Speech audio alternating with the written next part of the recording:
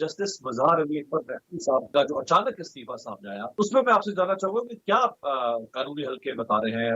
उनके इस्तीफे में तो मज़ाहिर कोई ठोस वजह नहीं है, अगरचे उन्होंने कुछ इशारा दिया है हालात की तरफ।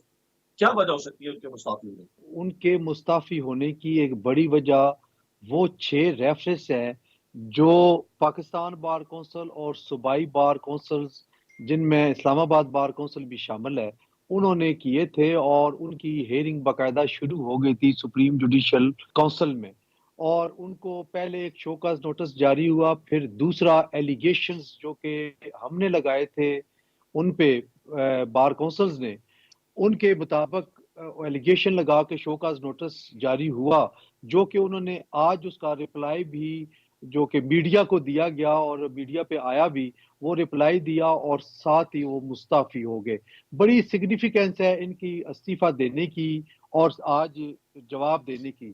अगर उन इल्जामात में वजन ना होता तो फिर इनको इस्तीफा देने की जरूरत नहीं थी। तो अगर मुस्ताफ़ी होने से ये इल्ज़ामात ख़त्म नहीं होंगे और मुस्ताफ़ी होने के बावजूद उनके खिलाफ कार्रवाई जारी रह सकती है, तो फिर तो उन्हें मुस्ताफ़ी होने की ज़रूरत ही नहीं थी, फिर तो वो फेस कर लेते क्योंकि उनको रिलीफ़ तो नहीं मिल रहा मुस्ताफ़ी होने से। ये एक रवायत सी चली आ रही है। आप देखें कि जितने भी हाई कोर्ट या सुप्रीम कोर्ट के जजेस के खिलाफ रेफरेंसेस आए, उसमें एक खास मकाम पे पहुंचे तो उन्होंने कोई फैसला आने से पहले ही इस्तीफा दे दिया और अपने आप को बचा लिया कि पेंशनरी बेनिफिट्स और बाकी जो पर्क्स एंड प्रिविलेजेस हैं जो कि एक रिटायर्ड जज को हासिल होते हैं, वो ताकि वो वसूल करते रहें। कल हम इस पे बात करेंगे।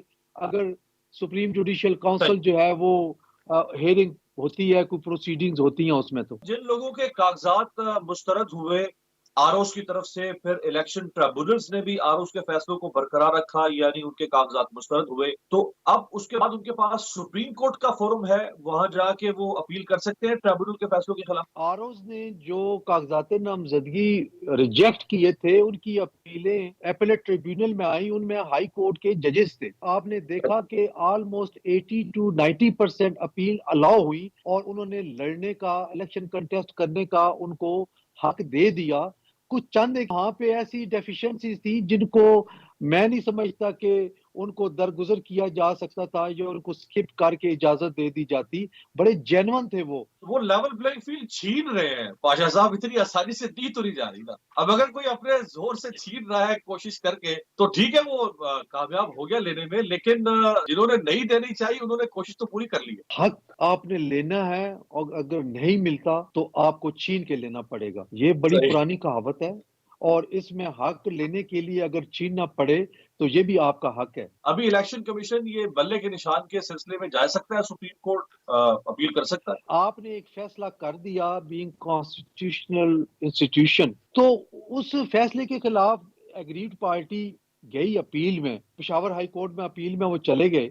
गो के जुरिस्डिक्शन पॉइंट पे रिजर्वेशन कुछ कानूनदानों की अपनी जगह पे मौजूद है, लेकिन वो चले गए तो उसमें इनको नहीं जाना चाहिए था उसको चैलेंज करने के लिए, एग्रीड पार्टी चली जाती। मसलन अगर कोई सेशन कोर्ट कोई फैसला करती है और एग्रीव्ड पार्टी चली जाती है हाई कोर्ट में और हाई कोर्ट उस फैसले को अनडू करती है, तो कभी आपने देखा कि सेशन कोर्ट ने, सेशन जज ने वो हाई कोर्ट के उस फैसले को चैलेंज किया हो सुप्रीम कोर्ट में? एग्रीड पार्टी करती है। तो जो इंस्टीट्यूशन है वो अपनी जगह पे रहने चाहिए, वो उनको अपना एक भरम रखना चाहिए, उनको नहीं आगे बढ़ना चाहिए।